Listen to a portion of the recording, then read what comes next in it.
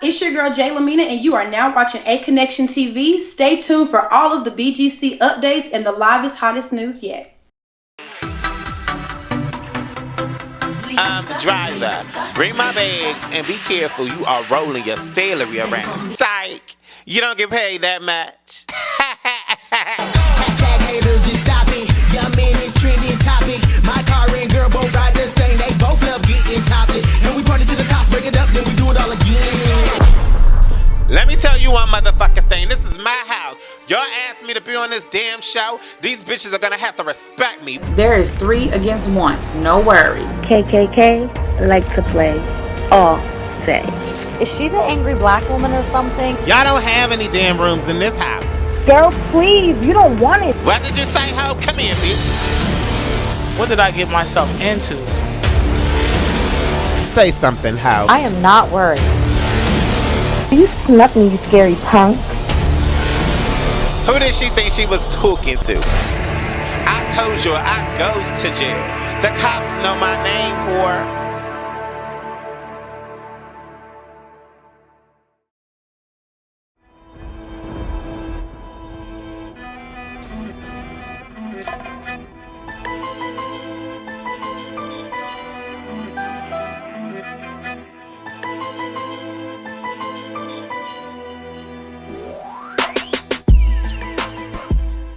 What's going on, world? I'm Wesley from Aconnectiontv, the network, the one channel on YouTube where we actually adopt similar connections despite our differences. And I'm here once again so I can get some goddamn questions answered with my girl Jelaminah. What's going on? How are you today? I'm doing good. How are you doing today? I am great. Let me tell you one thing before we even get all into this stuff here, okay? Now, season 14 is actually an entertaining season within the realm of BGC, okay? Because 13 was bonk, 12 was bonk, 11 was bonk. So, you know, I mean, 11 had some cool people that came out of 11, but I don't know. But 14, I actually look forward to Tuesday to turn in and tune in to see what the hell y'all crazy girls are gonna do. Now, outside of that, okay, now that episodes have aired and everything, how has life been for you? Life it's been very interesting. Of course, like once like promo and everything started, avid Bad Girls Club fans knew who I was or who I am when I would go places. Everything has actually been really good. Coming off of the show, or just waiting for the show to air. People that are avid Bad Girls Club fans would know who we were or know who I am, and they would either ask me for like pictures or autographs sometimes, or they would kind of look like, oh my God, is that Jelaminah from Bad Girls Club? But it's interesting because I was thinking that the audience would have been one age group, and it's actually another age group. So that within itself was very interesting, and just to have people before the show even airs to tell me, oh, I really look up to you, or you've inspired me because of X, Y, and Z. I'm like, man, like that wasn't my goal, but I'm glad that I did. So now I feel like I have to tailor my actions toward that now, knowing that people are looking to me as an inspiration of some sort, or even as a role model. I now have to be more cognizant of my behavior and the moves that I make in the future. You better go ahead and use them words. Yes, indeed. You better go ahead and say, I'm a smart girl. Yes, indeed. So, Once Upon a Turned Up Time, episode 1 brings all the girls together in the house. Okay, and before y'all get to the house, they have y'all turn up a little bit at what it seemed to be like a restaurant or a bar or something. Mm-hmm. Okay, and you're there by yourself, and you get turned up on the drinks. Now, the first girl to come walk up on the scene with the gangster lean, okay, to introduce it. Now I get the twins all confused. It was Shannon that came up, or Sinead? Shannon. Okay, so Shannon comes up. What is your first thought when you see Shannon? I was just like, damn, like thank God, because I didn't know what was gonna walk out that door. I'm sitting up there by myself, and I'm just like, Lord, just let her be cute. Like, all I ask is for somebody that I can mesh with, and that is exactly what walked out of that door. Like, I was like, damn, I looked at her and knew that she was a bad bitch. I could tell from the way that she dressed, her hair, the way that she carried herself. She has a beautiful face. So I was like, yes, that's exactly what I needed. So okay, how long were you in that space before she actually walked out? I was there for a minute. I started getting kind of hot. I had kind of started sweating.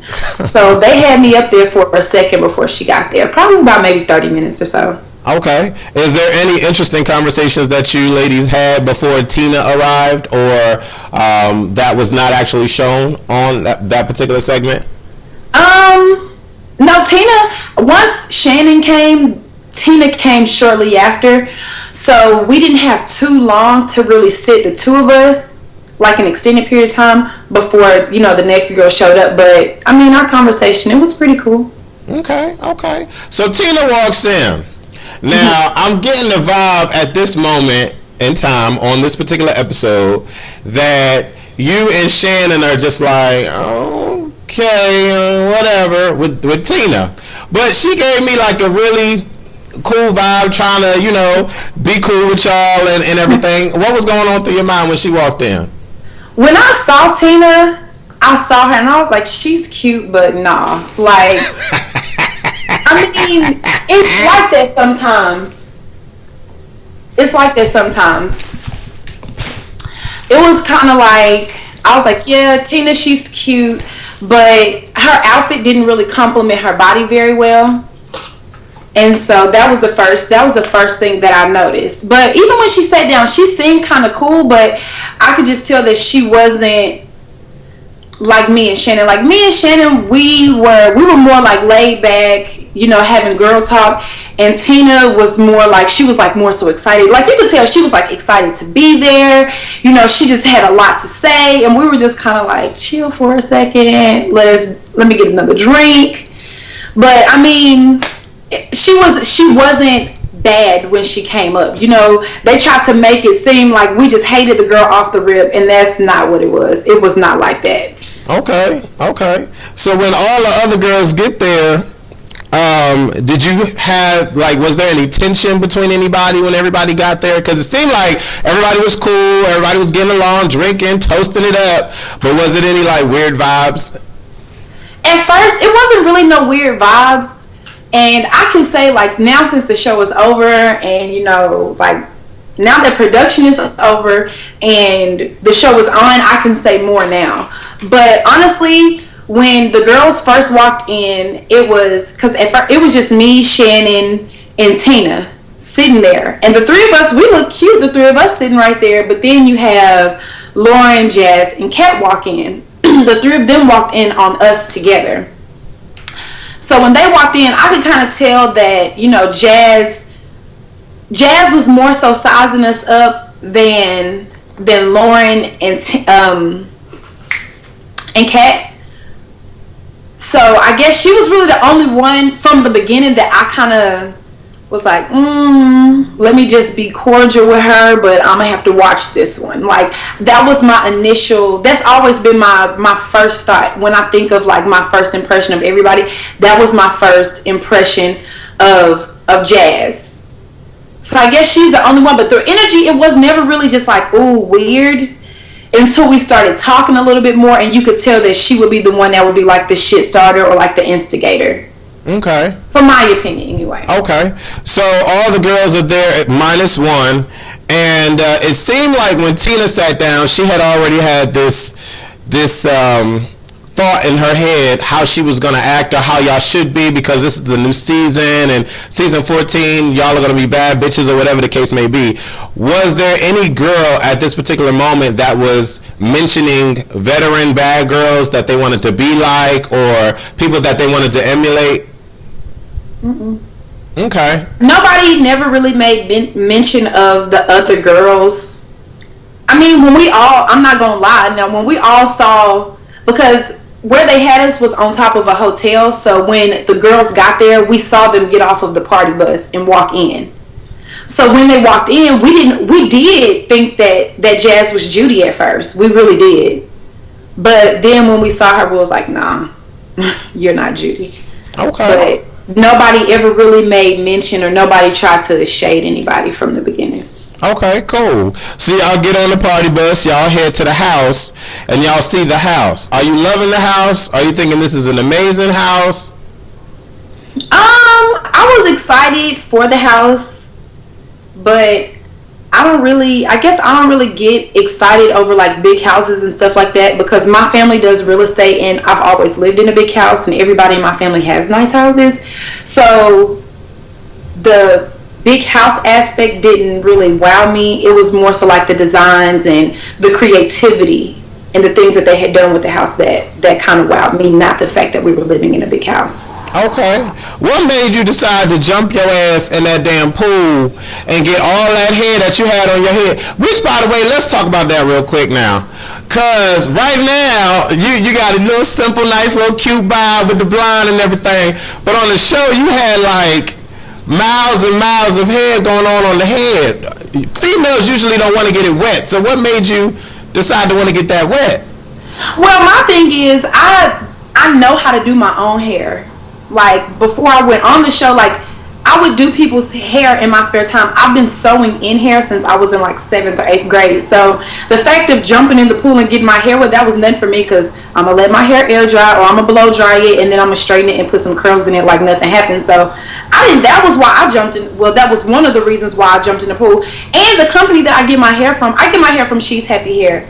And it's always bouncing and flowing. Like, if they would have never showed you the clip of me jumping in the pool, you would have never knew that I got my hair wet and had to redo it before we went to the club. So I knew it was good hair, and I knew if I got it wet that it was going to do exactly what I needed to do. So I wasn't worried. Okay.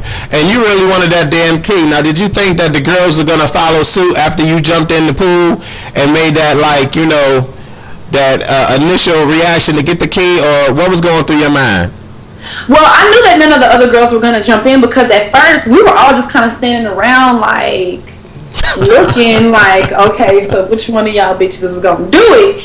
And once I realized that, okay, nobody else is going to jump in the pool, I was very calculated with everything I did. I was like, okay, nobody wants to jump in the pool. This is our first episode. This is what people are going to see when they watch TV. They're going to see us standing around trying to paper, scissors, rock over who's going to jump in the pool. And I just pretty much took that as my opportunity. Like, look, either sometimes, like the dude said, sometimes as a bad girl you gotta sink or swim, and this is my opportunity to really show that I want to run the house, or like I'm dominant. Because if somebody else would have jumped in the pool, I'm not gonna let you talk shit to me, and I'm not gonna let you keep reminding me that you jumped in the pool and got the key. I'm just not one of those people. So let me go ahead and jump in the pool so I can be the one talking shit, because I don't do well with people talking shit to me. So that was why I did it. Okay, so you get the pool and you like, this is my show. This is the Jelaminah show. I got the key. Let's go in the house, bitches.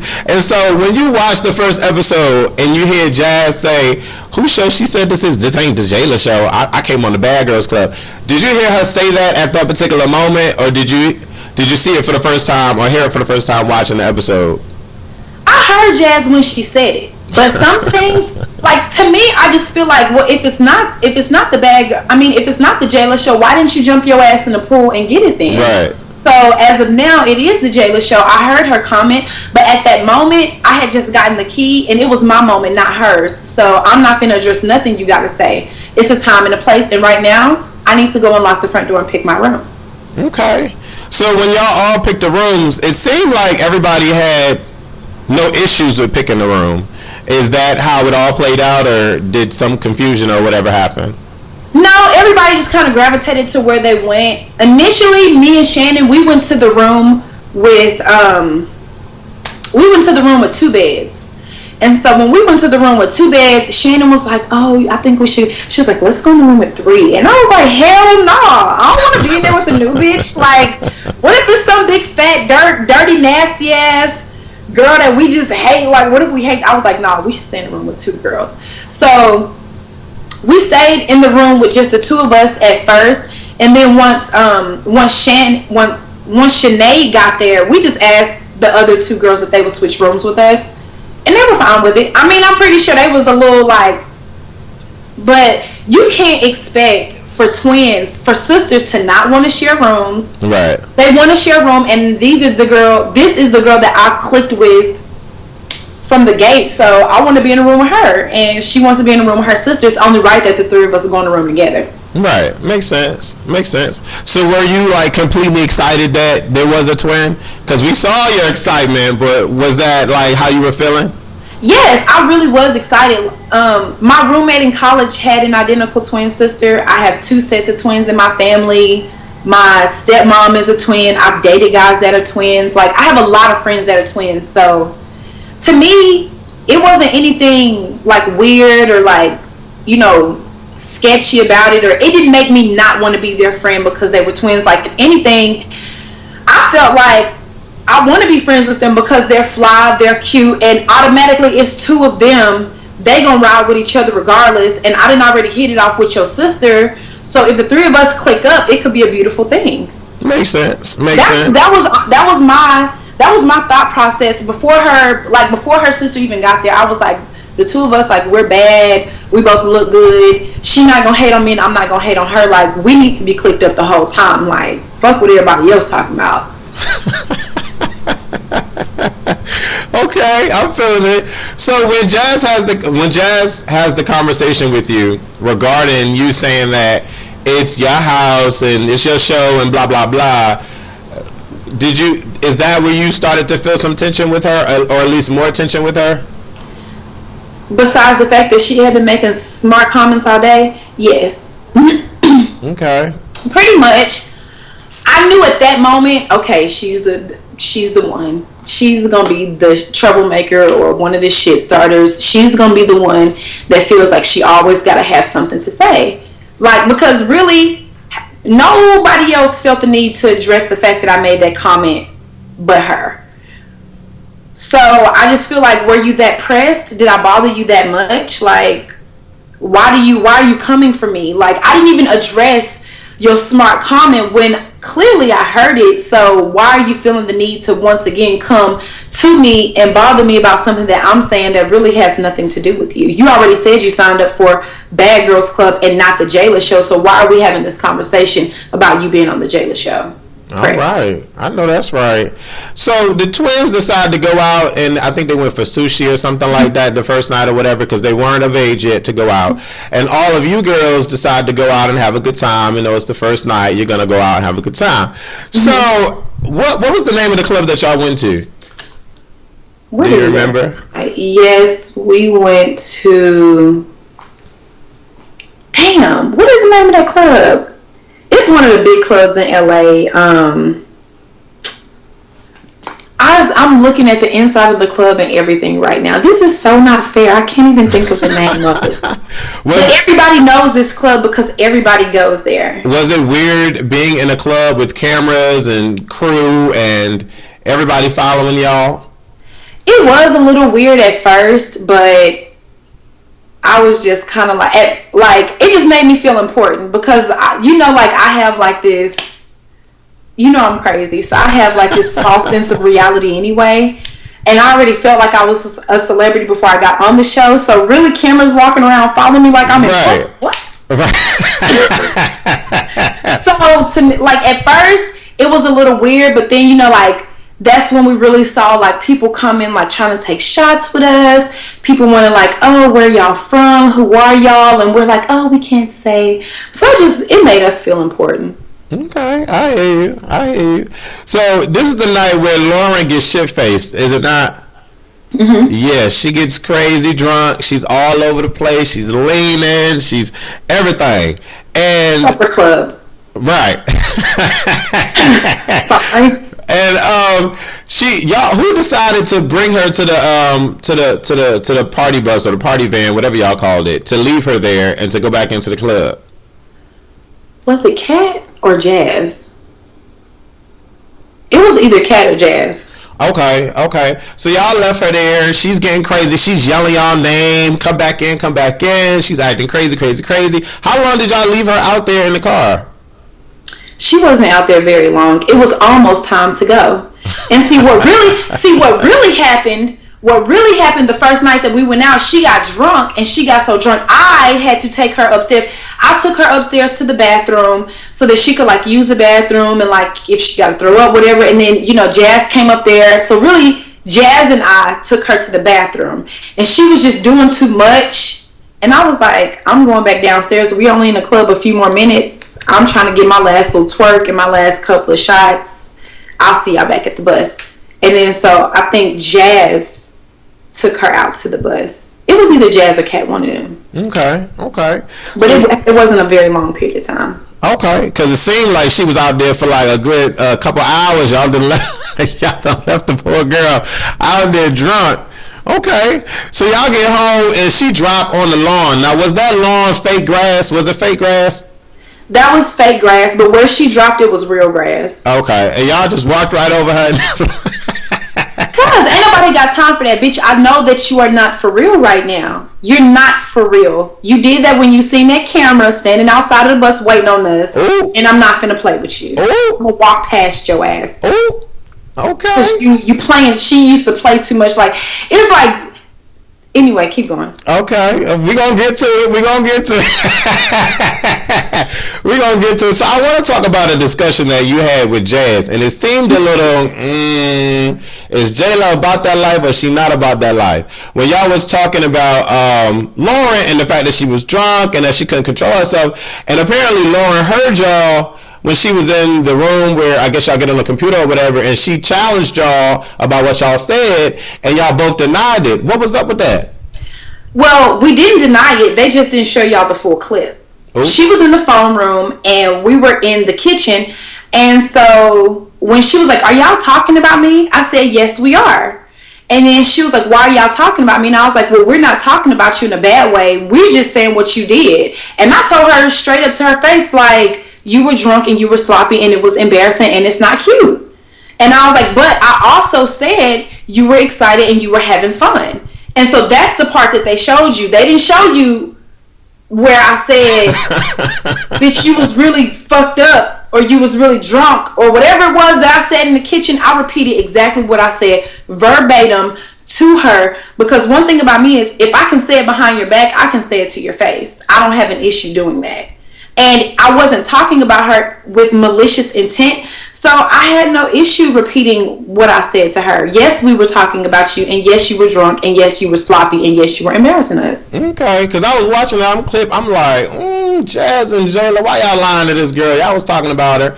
Okay, but you know, editing is a motherfucker. You know, that's what I was just going to say. You know, the messy producers and their editing asses. Yeah, editing is a mug. We've seen some crazy shit happen on this show. So the next day y'all wake up, y'all go get some brunch, I believe.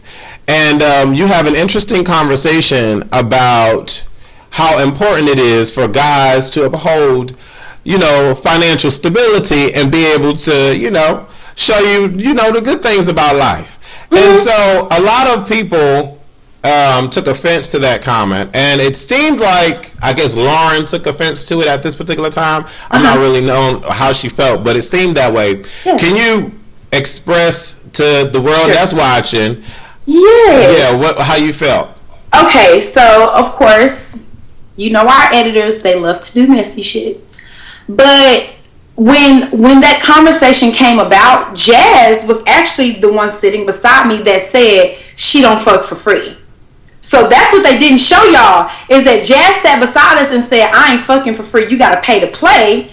And I was sitting there and I was just like, well, you know, I'm not gonna say that I charge people to have sex. Like, I'm not out here putting a price tag on my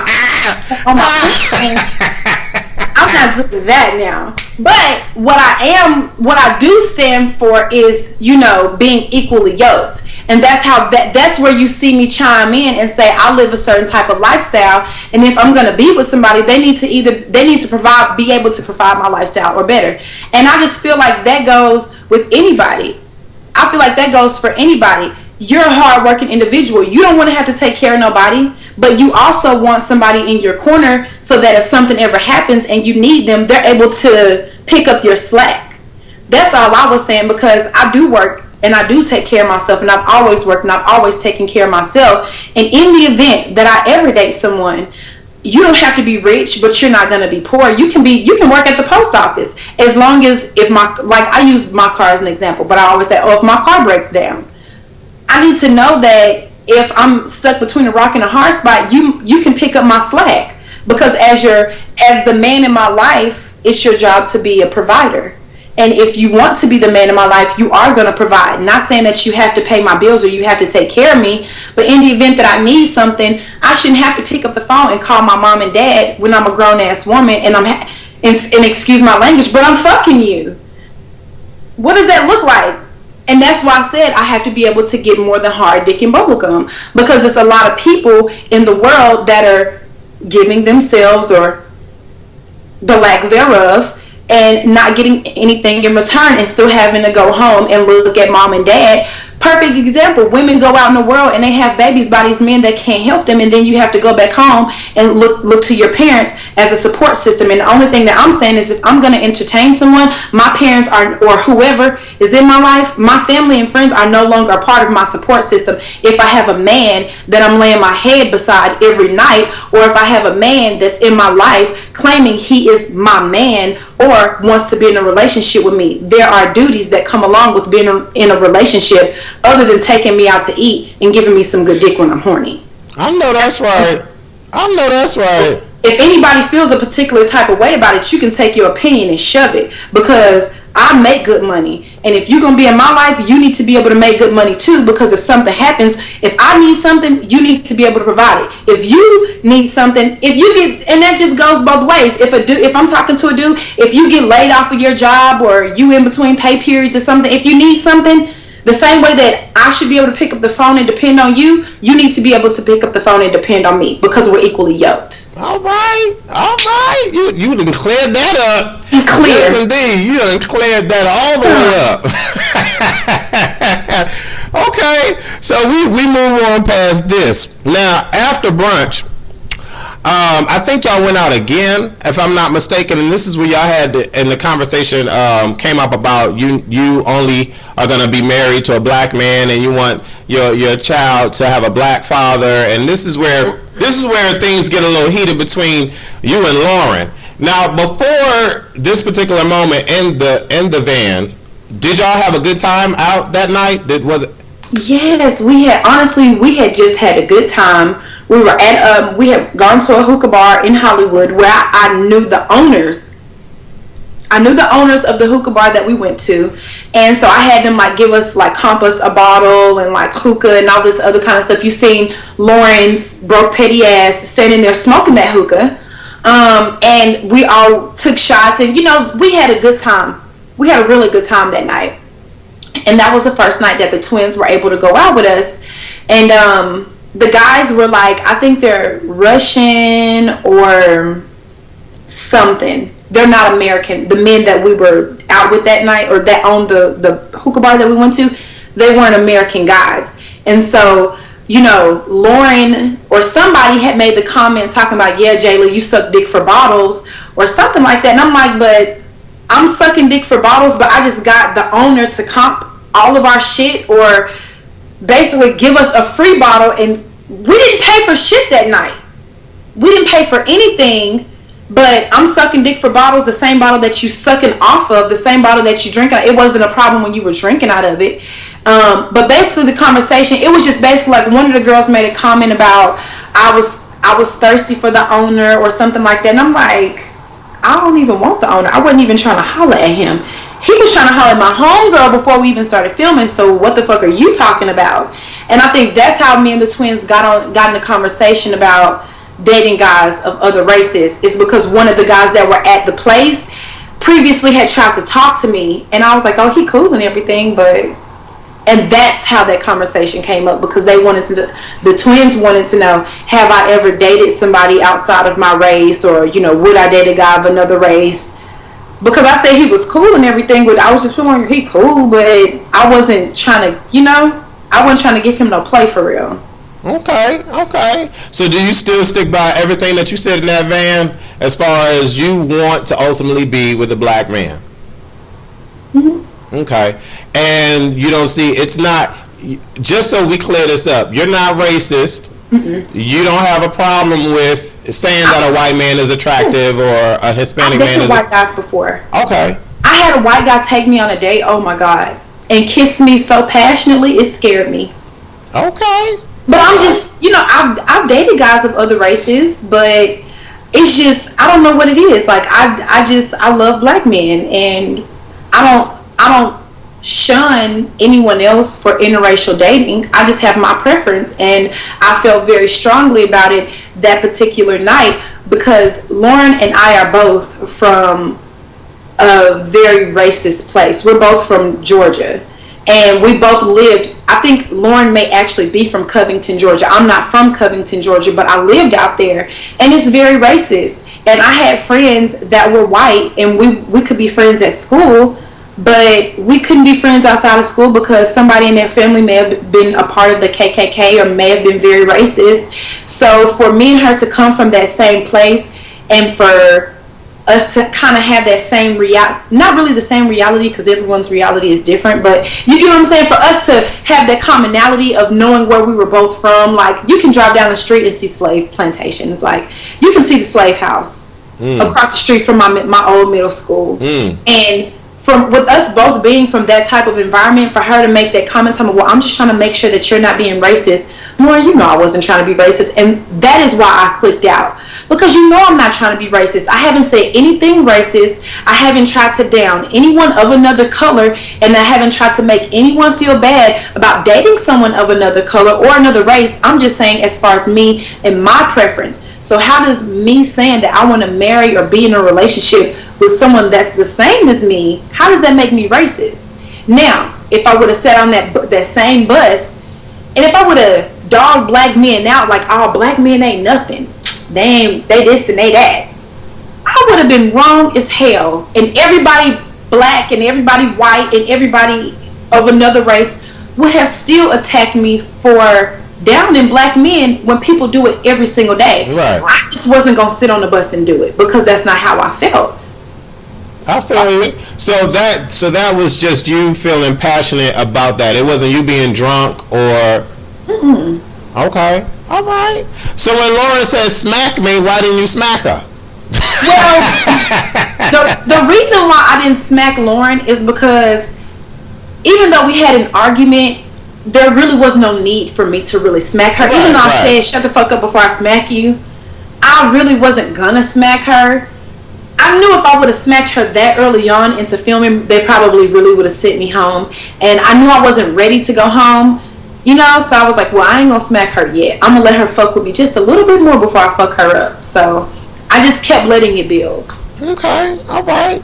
So we get to the next day, and things are crazy. Okay, things have just elevated themselves because of this little argument that y'all had. Well, actually, we don't get to the next day because Jazz comes upstairs, and this is when she says, you know, and I love Jazz. A disclaimer on the video. Okay, let me add myself to this interview thing real quick. I'm gonna put my little face in here. Disclaimer for everybody watching. Okay, I don't have a problem with not naming one of these girls on here. Okay, I think all of you add something different to the show, but it's just funny some of the shit y'all do. And so when Jazz walks up the steps, and I guess she lost her voice or drank a lot or whatever, and she said that she understood. Now this was a relative moment for black people, period. Yes. Okay, to have the twins are black? Yes. Okay. To have 4 black women on here, on this show, viewed by all different colors, all different races and everything, to talk about struggle and to relate to one another, even with the different shades. Now, it's very, like a lot of mixed women go through a lot because they, like she said, she wasn't skinny enough for the white girls, wasn't dark enough for the dark girls. Did all of you collectively at that moment mesh well, and did y'all, you know, get along from that? It was a very real moment, and in my opinion, that was one of the most sincere and one of the realest moments that I've ever seen, not just on BGC but on TV, period. Because we sat down as 4 black women and we left our egos at the door, we left our issues that we had with each other at the door, and we all sat on that floor and we cried, and we all expressed different issues and different insecurities that we had. It was just that Jazz's insecurities or her issues at the moment, or that she expressed to us, definitely outweighed whatever it is that we brought up. And we definitely we empathized with her. And even when she left out of the room, or just period, we were just hoping and praying that since we had sat down and we were able to have that come to Jesus moment and really talk, that we hoped that the four of us could have left whatever our issues were aside and continued to move forward. Can I tell you, that would have been powerful as hell. Just in TV history, period, just dealing with BGC, that would have been powerful as hell. And I was like, all right, this is looking really good.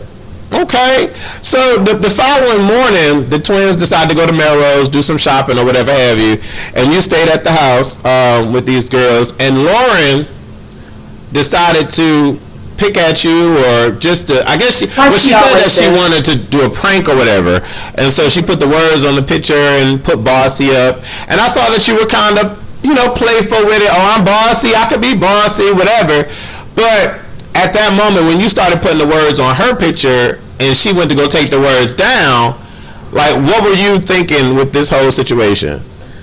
Really, it was more so to get underneath Lauren's skin, because those words didn't bother me. Even when, like you said, even when she called me bossy, I was smiling about it the whole time. I was like, oh my God, you think I'm bossy? Like, I just wanted to know what I was doing to make her feel like I was such a boss ass bitch.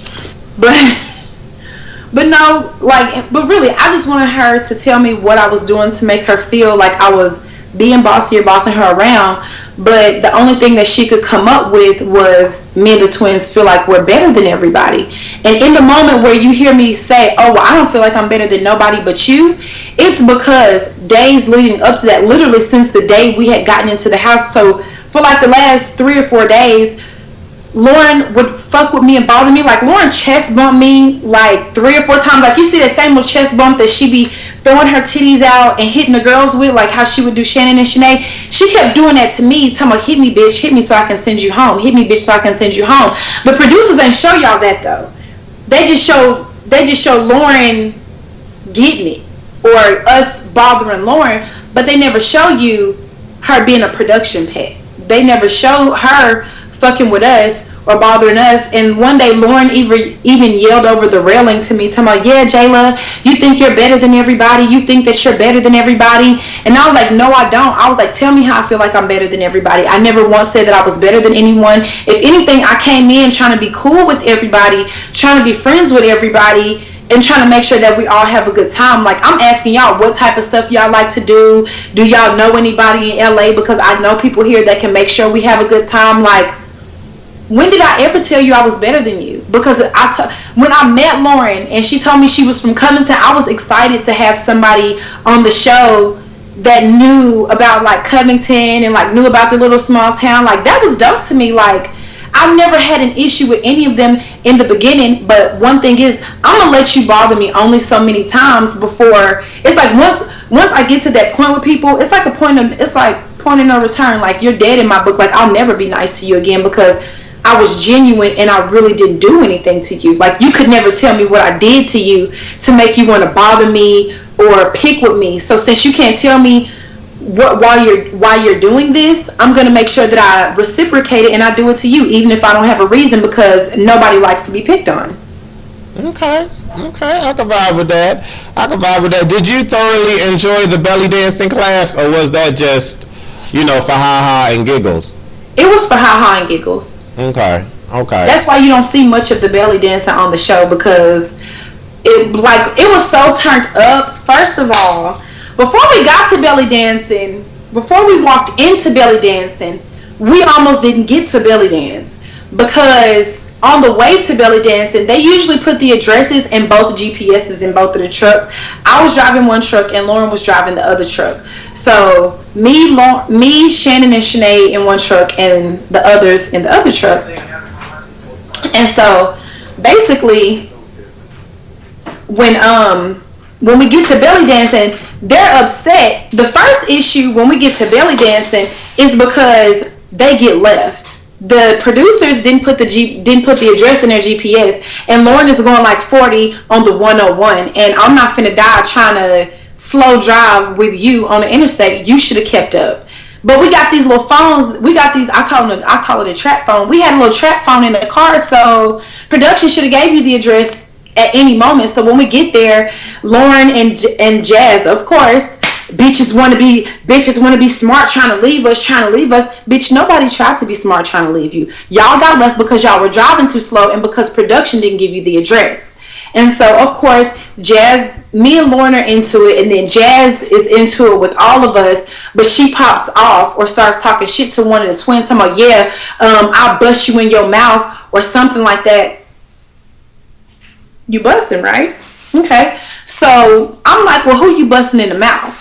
And then that's when production is like, y'all need to chill before we go in here, because it was at somebody's house. It's like, y'all got to chill before we go into these people's house. Like, y'all need to chill. Wow. So y'all don't see any of the altercation occur because they consider that dead footage.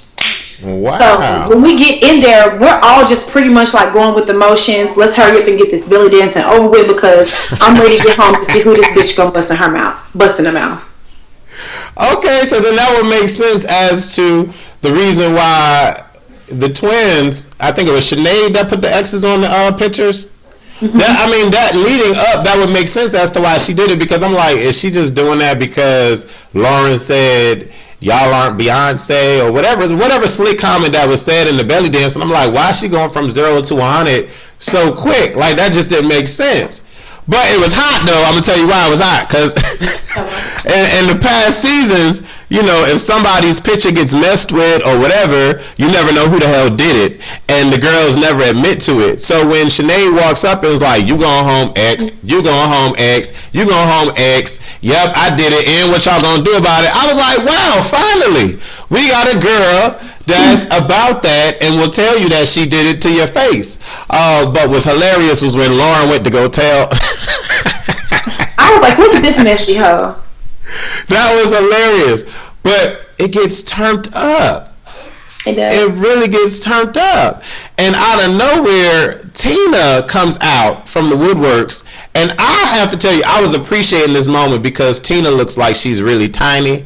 And, you know, for her to have a bark that loud, it impressed me. Okay, now I'm just saying. It impressed me. So when she stepped up and she was talking to y'all and y'all was going at it, I was like, I was on the phone. I was on the phone. No, because if you watch the clip carefully, when she's in the kitchen going off, you can see me in the back in the phone room. I was on the phone when they was in the kitchen doing all of that. She didn't do that with me. Okay. All right, I got you. Sorry. Basically, the reason why we went and put on our stuff, because I'm tired of playing with these hoes. All of this chit chat, arguing back and forth. Let me get crunk when security come around, or let me get crunk just long enough so security can show up and I know ain't nobody gonna do nothing. I'm not finna keep doing this with you bitches. If y'all hoes want to fight, I'm gonna be upstairs. I'm gonna put on my workout clothes and my Jordans, and I'll be back down here, and y'all bitches can let me know what's up at that point. All right. Because go ahead. What happened was when we got home, it was automatic, like, okay, bitches, what's up? That's when you see, because everybody wants to know where we were running to. When we got home, you see me, Shannon, and Sinead run through the kitchen like we're running out the back door. We ain't running out the back door. We're running to the other side of the kitchen. Like, let's just say, I don't know if the girls were in the foyer, like by the phone room or where they were, and we were in the kitchen and they was talking shit or what it was, but it was a lot of shit being talked. So what's up? Like, I was like, we went to go handle up on some shit, but of course, you know, security comes out of magic walls and trap doors. So they trying to keep us from getting too crunk. So that's when we was getting too crunk, I was like, man, fuck this. I ain't finna fight these hoes in my cute pants I just bought. Let me go upstairs and change. Okay. So Sinead come down. She's like, what's up? What's up? What's up? What's up? I'm like, oh shit, this is what y'all really about to do, really? This is what y'all really about to do? What was funny though, Tina walks right by Sinead and Lauren and walks right. I thought that was hilarious. I was dying laughing. I was like, what happened, Tina? What happened? Come on now, pop off now. Right. Oh God. But y'all said that Jazz was in the phone room popping off when she was on the phone with her father or something. No, that bitch was sitting real silent. When she was on the phone with her daddy, That's why that's why that bitch went and got on the phone with her daddy, because all of that ruckus had occurred, or everything was going on, in the house, or at that moment when we was all getting crunk, or when it was time to get crunk, that bitch went and got on the phone with daddy. So it was still ruckus going on. You still seeing Shannon and Sinead getting into it with Lauren in the living room, but you don't see Jazz is nowhere to be found. That's because she's hiding in the phone room talking to her dad, and that argument right then and there between Shannon and Sinead didn't have anything to do with me. That's why you don't really see me in that clip, or you don't really see me saying much of anything, but I still got my workout clothes on, because I'm like, hold on. This hoe in the phone room talking about who teeth she gonna knock out, or who she gonna bust in the mouth. Bitch, come out that phone room. Come out that motherfucking phone room. Okay, all right. So I gotta ask you, because she goes up the stairs, and I don't know what happens, but security, she ends up in between a door or under a door where security is blocking her, and all three of y'all are upstairs yelling at her. Why did y'all go so below the belt when y'all talked about her insecurities and how she's jealous and envious? What happened? Because that bitch was acting jealous and envious. Nah, really it wasn't. I didn't scream that out first. One of the twins screamed it out first, but once they said it, I was just like, this bitch is acting jealous and envious of us. You just sat on our floor the other night, 2 nights ago, and told us that you were jealous of us and envious of us because of how we looked. But in that same breath, you want to talk all of this shit, and you want to try to dog us out and talk about us for this or for that or for this or for that. So if we taking blows at each other, if we're going to take low blows, or if we're going to take jabs, you might as well hit a bitch where it hurt. So we hit her where it hurt. And you were jealous and you were envious, and your actions were showing that. We were just reminding you of what you said, because we didn't say it, you did. Oh, all right. Now, in one of the clips, she talked to Laura, and she started crying and said she didn't want to fight one of y'all. Now, I don't know if anybody else saw it in the video, but I heard her say something regarding a physical altercation that she had, and she's like, she felt bad for it. And I'm like, who did she fight? Because we didn't see her fight anybody. So I was confused. I don't know what she was talking about, but she mentioned a fight, and that, she could take it back. So what was she talking about? Hell if I know. She didn't get to fighting with any of us. The only altercation that we had gotten into was where there was a lot of huffing and puffing, and we was all running through the house like wild hyenas, and wasn't nobody doing nothing. That was really the only thing that had really happened, but nobody had laid hands. Now, she did come up the stairs, and she tried to sneak one of the twins, because she came up the stairs real quiet.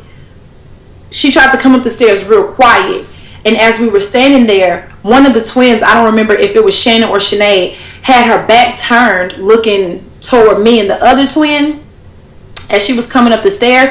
And that's when you see her come up the stairs and try to hit over security. But that's a weak ass move. Like, if you're gonna hit somebody, hit them face to face and give them a chance to defend themselves. Don't hit nobody from behind, and don't try to sneak a hit in, because that's what weak bitches do.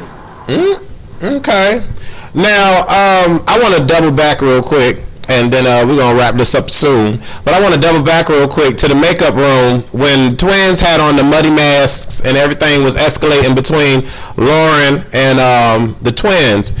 What was going on in your mind when everything was happening? Because it seemed like, and I just want you to clarify this up for the viewers, it seemed like at that particular point that you and the twins considered yourselves to be higher than Lauren, at least Lauren at that time, because you wasn't really beefing with Jazz or the other girls. It was really Lauren. And so the twins went after Lauren. They started arguing and bickering or whatever, and then Lauren goes to sit back down. I still don't understand why she went to go sit back down. Child, I can understand that. No air. That's why. No air. No air. So I'm like, okay, what's going on? Like, why are we doing this? So explain that scene for us real quick and try to clear it up for the viewers. Okay, so basically what y'all see is, you see Lauren, you see them get into it, and I'm sitting back, observing, because I think it's funny, because she wanted to fuck with me, you wanted to keep fucking with me, but now you got to deal with both of my girls, and I'm not, as you see, I didn't say anything until after they had already said what they had to say to her. I didn't triple team or like I didn't get into that spit and spat because it wasn't my fight. But Lauren did that to herself because it could have been easily avoided had Lauren shut her mouth like and not tried to say something smart. So she did it to herself, and that's the same thing I told her. Like, I'm not finna go out and fake having a good time with you, no bitch. Because see, the thing is, the way production works is if you have one sip of liquor or one drink, you can't drive nowhere. And some of them bitches couldn't drive the whole time we was in the house. So the only people that were ever really able to drive, like me and the twins, we could all drive because we had, you know, our driving records were okay.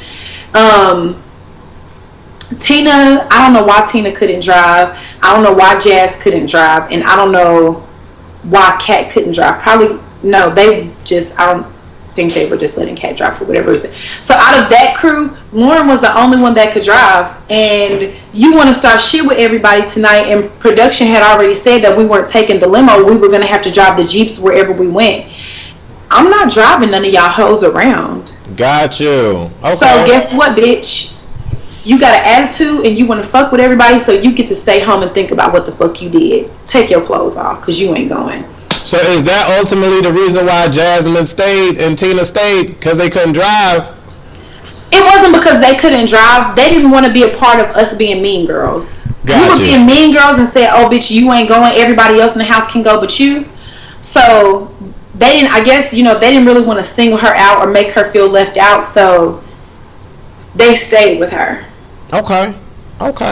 So Laura comes in and she talks to y'all. Y'all all have a kumbaya moment with Laura, which was cute. I thought it was cute. It was real cute. But when she sits y'all all down to apologize, this is when I'm like, all right, who's being fake? Come on now. Did you really authentically apologize? Did that come from your heart? I apologized.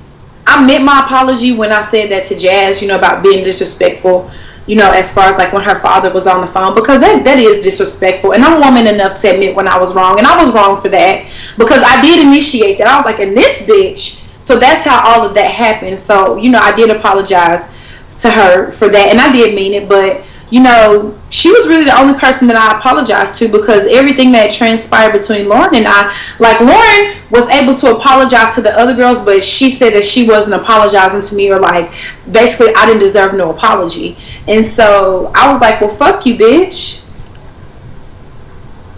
But because my thing, like I keep saying, like, you fucked with me this whole time, I'm not apologizing to you, but you owe me an apology because you fucked with me. Like, I wasn't bothering you. I never did anything to you. Like, me and you would have been perfectly fine, and we could have sat outside and drank beer like country bitches every single day, barefoot, had you not been fucking with me. But you wanted to bother me every chance you got. So now that Laura is making us all be nice and apologize, you don't want to apologize to me. So, okay. I will say, though, you do have a nice mix of being shown in the good light and then them tossing you into the dark. And what I mean by that is you have some great talks with Jazz and it's seen. You have great moments with Lauren and the rest of the girls, like when y'all did that beard thing with the poking a hole in the bed. Yeah. I mean, so you do have some good moments, so it's not like you are all throughout the house being an ass or whatever to the females. But this is why I like doing the interviews, because it's nice to clarify what actually happens. And if someone is aggravating you every chance they get for no apparent reason, there will be a consequence to that. And so it seems like every edit that we see between you and Lauren, that's the consequence. We just don't see what led up to it. So that's very interesting. So I know y'all had the reunion, yes? Okay. And I know you can't talk too much about the reunion, but you do go to the reunion, right? Mm-hmm. Okay, because we hear that some girls don't go to the reunion or whatever the case may be. Is it going to be 3 episodes, do you know? Is it going to be a full long? Okay, cool. And is Tanisha the host? Okay. So what I will ask about the reunion, though, do you feel that usually when I watch reunions or whatever have you, I feel that there are sides being taken during the reunion. Do you feel that there were sides being taken during your reunion? I don't really feel like anybody had a chance to really take sides because I was there by myself. My girls weren't there. So there were no sides. It was basically me against them. You know what I'm saying? And even when it came down to like the questions like Tanisha asked us or whatever, it was just straight black. Like in my opinion, I feel like it was straight black and white. Like she asked us the questions that they told her to ask. And well, as when I was out there anyway, like I never felt like Tanisha was trying to like come for me or like she was trying to make me look bad or make them look bad. There were questions, there were legitimate questions that needed to be answered, and she asked us, and it was what it was. Okay, I see a lot of Twitter and Instagram beefs going on, especially leading up to the premiere of season 14. Where do you stand now with the girls? Are you cool with any of the girls besides the twins? Are you cool with any of the girls? You mean the originals or just period? All period. I am cool with, of course, the twins. I'm always gonna be cool with the twins, and only other girls that I'm really cool with or cordial with off of the season. I met Ginger at the reunion. She and we don't have each other's phone numbers, so she was cool when I met her. Allie, I actually do like Allie. She's a very sweet girl, and me and her, we went out and we hung out one night when I was in Atlanta, and I like Allie. I like her. I would hang out with her outside of BGC, and then Amber seemed like she was really cool too. We've texted back and forth. I like her. She seems like she has really good energy. I do know that she and Ginger and Allie are kind of friends with the girls, or have more of a relationship with them. So I try not to I guess play both sides because I am for me and the twins.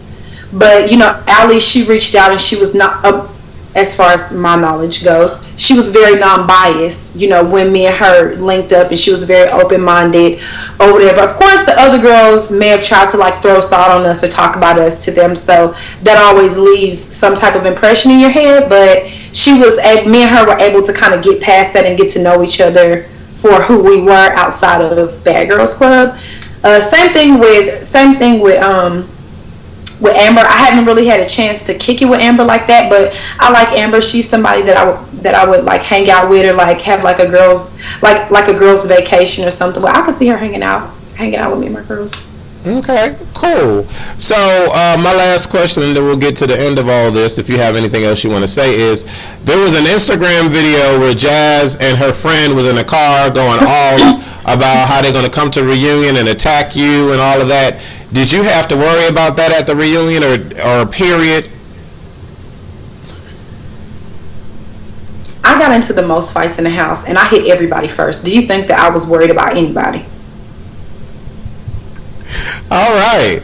Well, before we go, do you have anything you want to say to any of the people that are following you? Any words of advice you want to give them about being on reality TV or about following the pursuits of the entertainment industry? Anything like that? Only thing that I have to say is thank everybody for being Team Jayla, Team Jelaminah, and Team The Jayla Show. But as far as if anybody wants to do reality TV, I would just say do your research first. Make sure you know what you're getting yourself into. And then as far as the viewers are concerned, I understand that y'all are all passionate. Some of y'all love me and some of y'all hate me. I don't blame you, because it's the way that production portrays us. But you also have to remember that production is portraying us the way that they want us to look, and they're editing it to make it an entertaining show. So some of y'all may hate me for reasons that aren't even valid, or same with other girls. You may hate any of the other girls that were on the season for reasons that aren't really valid. So I would say to everybody, if you really want to be Team Jayla, Team the Claremont Twins, or Team the others, follow us on social media or Snapchat, I say, to get a chance to really see how people really are before you just up and decide that you don't like this person because I don't like them, or you don't like me because they don't like us, or whatever. That's it. Okay, makes sense. Well, I'm going to tell you, I'm going to look forward to the rest of this season, because girl, next episode, It's girl, I'm like, what the hell? Y'all on Indian style or something in front of each other, and then all of a sudden, bam! I see this big ass push, and I'm like, oh shit, here we go. I know these Angela Bassett arms for nothing. Shit. Here we go. But I want to thank you for doing this interview. Hopefully, the next couple of episodes we'll be able to do a re-up, because I like this clarity. I like to get clarity about, the stuff that we see. It's very interesting and nice to know that there is always a reason for everything that you see on TV. And once again, to everyone watching, there's always a reason for what happens on TV. There's always a reason, so it's nice to see that. Thank you for tuning in to Aconnectiontv. The first interview got almost 60,000 views, so shout out to that for happening. All right, and looking forward to seeing what y'all got to say about this one, because this shit was real.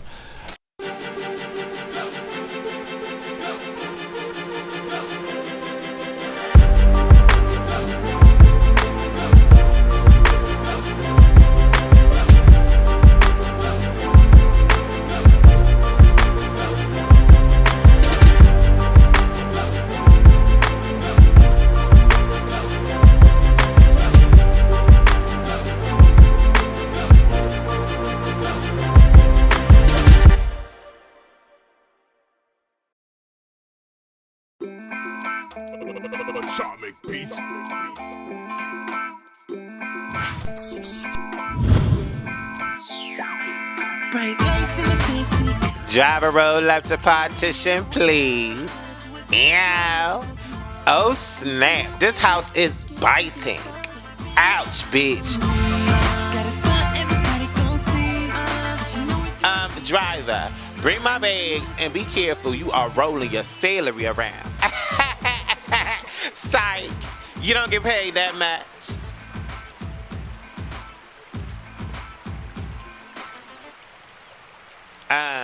Why is this bitch locked?